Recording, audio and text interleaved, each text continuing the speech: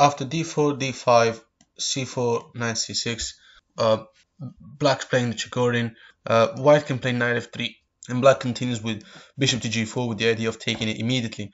In this video I'm going to go through what happens after h3. Then in the following videos I'm going to go through other options. After h3 though, black takes the knight. White can now take with the g pawn or the e pawn. First I'm going to go through what happens after white takes with the e pawn. Black plays the thematic e5. Now black's putting pressure on d4, and there is no way to defend it. Bishop e3, and black is just doing much better. If white tries to protect the pawn with bishop to e3, then black just takes. Bishop takes back, and now check. What the white queen cannot protect, because then the bishop is lost. If white protects with the bishop, which is by the way the best move. In fact, bishop e3, which I hadn't mentioned yet, loses to d4 because the bishop is pinned and the knight putting pressure on that square, so the queen can't really take the pawn. So after bishop e2, black goes on with castle, and black has a huge advantage already. The idea obviously is to take the pawn and have two pieces, one of them pinning the bishop and then the other one taking it. Taking wouldn't make any difference because rook takes, and then again this bishop cannot be protected by a pawn, so it's very weak and it's pinned, and black is going to win a piece. So the best move for white now, the only move actually, is c5. After that, black takes bishop, and then queen takes, and now black has an extra passed pawn and better pawn structure. And of course, great majority on the queen side that will not struggle to progress. So this leads us back to the earlier position. White shouldn't play bishop e3, but rather take the pawn. And now black continues by taking the pawn in c4. And bishop can't take this immediately without white just losing right to castle and giving black better activity, especially after long castle, and then winning the pawn in e5. So the white queen can now move on the side of the board. I'm gonna go first through this queen takes, rook takes, just in case white was thinking that this would be able to give him some activity. The problem with the white play is that now he's only got one piece developed. He's got to move it again. If he goes to e2, for example, but f1 wouldn't make much sense because he's just underdeveloping his own piece, so black will have much better chances. So after e2, black just goes on to d3, check. If the king goes on the d file, then there's discover checks that win the game. If f1, of course, this is free bishop, so white has to take this knight. Rook takes, and now white goes on with the best move, which is king e2, comes with a tempo and attack on the rook that cannot be defended, so the rook has to go back, obviously, to a white square, since white has a dark square bishop, and also this helped white to develop his rook as soon as possible. After, for example, a move like knight c3, just to show a few more other potential weaknesses that can appear in the white's play, black has to play the thematic bishop b4. The idea is to take this knight immediately, just like the bishop took the knight in f3, and break the pawn structure, and then white will have a double pawn and two isolated ones, and will play at the endgame with the majority of pawn on the queen side to attack. So for example, a3, bishop takes e3, pawn takes, and knight e6, black is much better. So if knight goes to b5 to avoid ruining the pawn structure, then simply a6, and now the knight's got nowhere to go. d4, c3, well, d4, d6 are taken by the rook, so c3, white's just been wasting time and breaking his own pawn structure, and knight a7 gets trapped by bishop c5. The knight's got nowhere to go. If he goes to c8, then the king will take it, and if bishop e3, then just bishop takes, pawn takes, or king takes, whatever. Black just plays knight a7, and this knight is trapped, can't go anywhere. It was going to get taken later. A move like rook d1, for example, is just met by c6. If rook takes, then the king goes and takes the knight. It's inevitable. Going back, if white doesn't want to lose the knight and tries, instead of knight b5, tries knight e4, for example. So this is just bad. After f5, now the knight. Well, can't go to c5 because it gets taken, and here, well, there wouldn't have been any point in moving in the first place. Knight d2 is just extremely passive. Knight g5 loses to h6 and then knight e6 and it gets pinned. So the only move is knight g3, and now black continues with g6. White knight can't go anywhere. White's bishop cannot be developed to anybody gets square because like bishop b2 just gets taken by the fork of the rook. So white is left with a double pawn on the side and a majority and a minority on the queen side.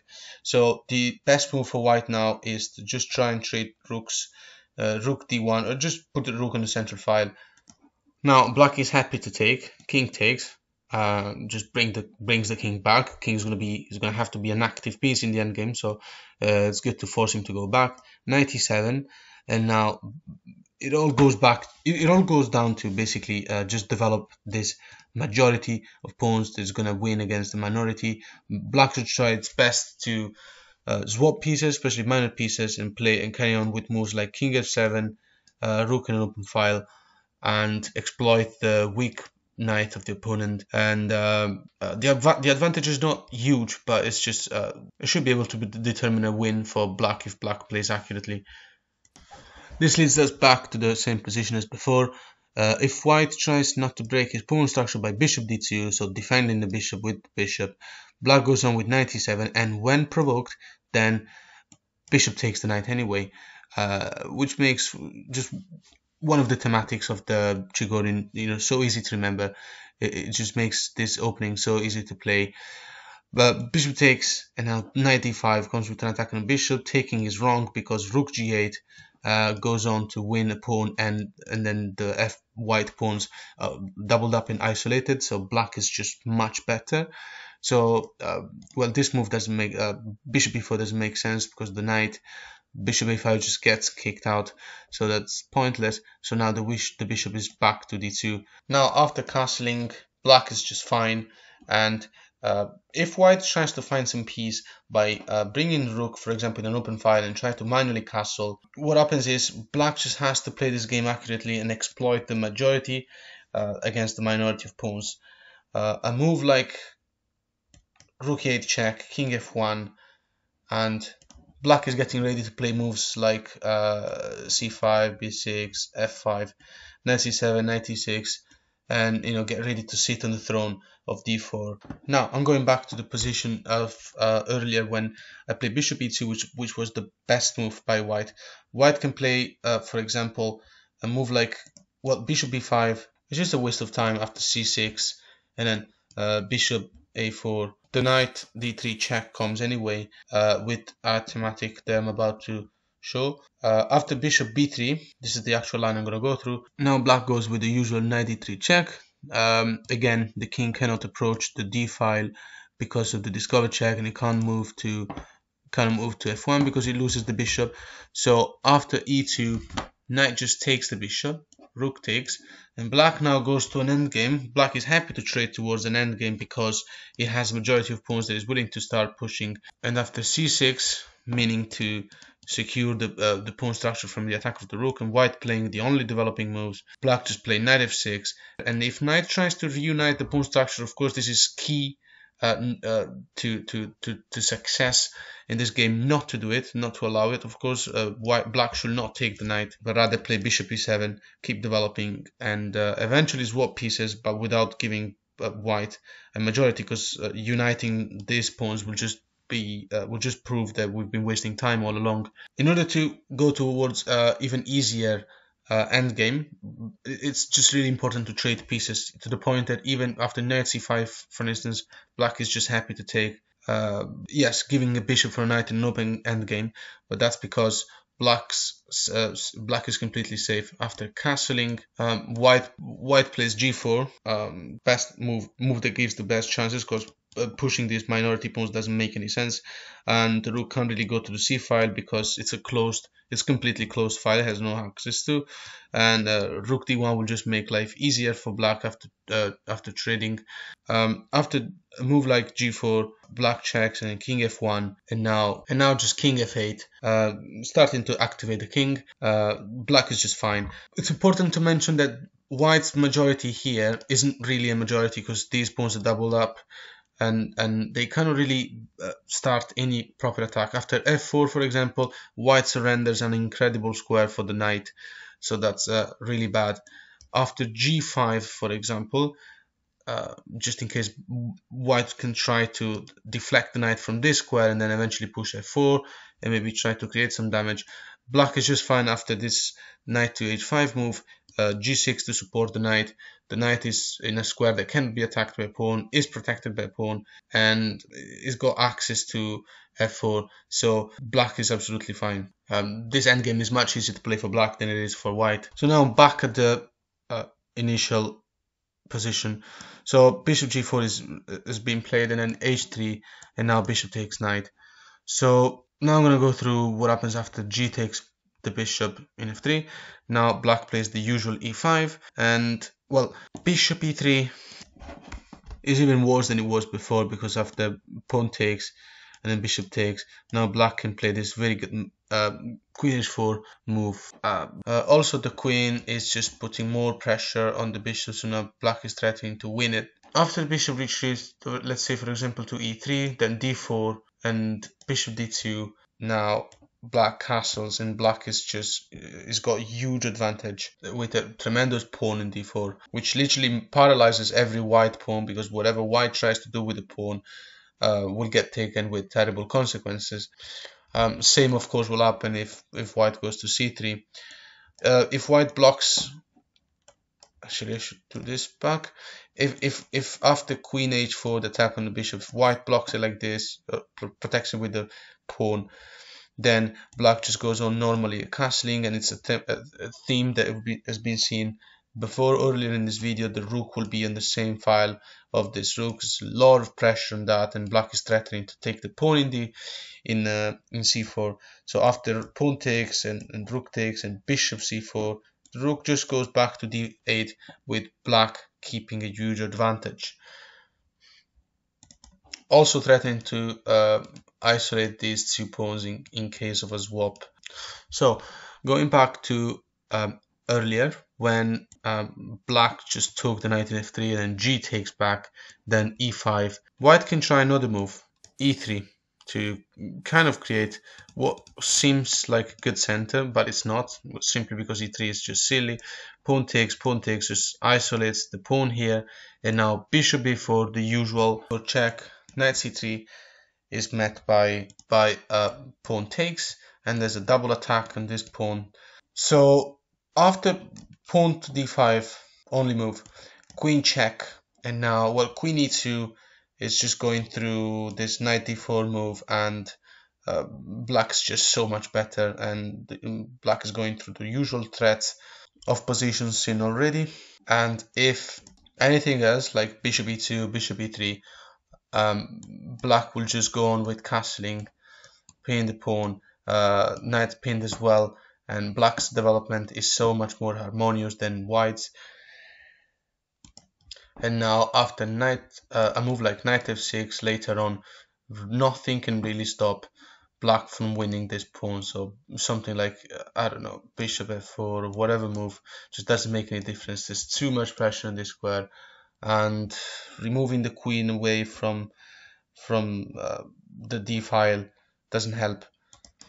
Either he does it now, even if he had done it before, something like queen here, just even before knight f6, it just goes into well, I don't even calculate this kind of position, because it's just game over. There's a huge advantage. Bishop takes, pawn takes, and then probably rook takes, the bishop's pinned, black is up quite a lot. Now going back to the same initial position. After bishop takes, and this pawn takes e5.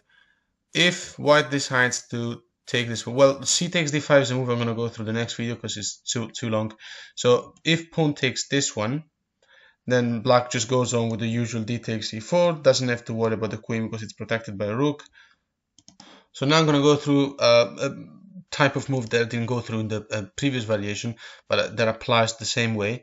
Of course, white is not interested in trading queens, so let's say white goes to the usual queen to a4 move. So now black continues with queen d7, and after queen capturing the pawn, black is absolutely fine after bishop b4 check. Now white's only got 2 pieces to stop it, so well, king can't move. Let's say starting from bishop d2, black goes on with a very simple rook d8, so great move. The bishop cannot take here because the main threat in d1, and now there's just really a lot of pressure on d2. So now black is just completely winning. The only move that now the engine suggests is queen to c1, but even then black plays queen f5 with a threat of knight d4. Pushing any of like the e pawn, for instance, somewhere just loses more material for white. So the game is already compromised. I had to mention queen had to go to c1 also because, well, queen in c2 just gets attacked. Well, the knight can't really go anywhere because of the mate threat. So another way to block could have been, instead of bishop d2, which is bad, white could have played, for example, knight d2. This is the absolute worst because after rook d8, now it's just the queen doesn't have the c1 square anymore, so it's going to go to c2, but even then gets attacked by the knight. And after the knight is in d4, even if the queen were to move away, again from c2 anywhere, then the knight will have quite a few really strong discovered checks like knight f3, depending on the occasion, and then any player can work this out very easy. It's like basic tactics, and then the bishop, all the pieces will just coming to the white king. So now another way to block this deadly bishop b4 check could be, let me put the rook back in e8, knight c3, but this loses to knight d4. Again, the queen doesn't have access to the c file, can't go back. The knight's making a strong threat. Of course, queen cannot take the bishop due to the fork in c2.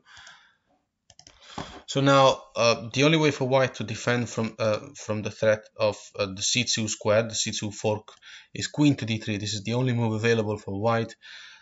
After that, black goes on with the excellent queen a4. The knight is pinned, can't take the queen.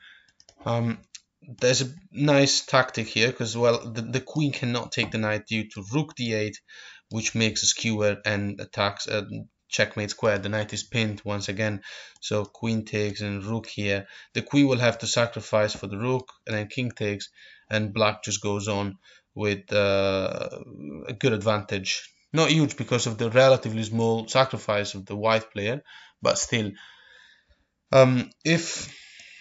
So now if white doesn't take this knight, well, white's got to do something about this threat, and unless he wants to put the king in huge trouble, but then even like rook d8 just wins even in case of king d2. There's really nothing else that black can do. Another move could be this, but this also fails to the very basic tactic of knight takes pawn, and then the pawn can't take back because the rook will fall, and so on.